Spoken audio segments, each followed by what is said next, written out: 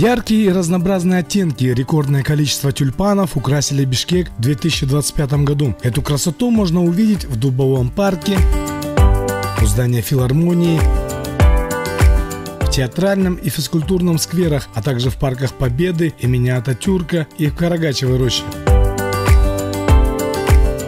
Особенностью этого сезона является то, что было высажено рекордное количество – 235 998 луковиц, отобранных и доставленных из Голландии. Мастера цветовода МП «Бишкек-Зеленстрой» тщательно продумали элементы высадки, чтобы весной парки столицы были украшены дизайнерскими композициями.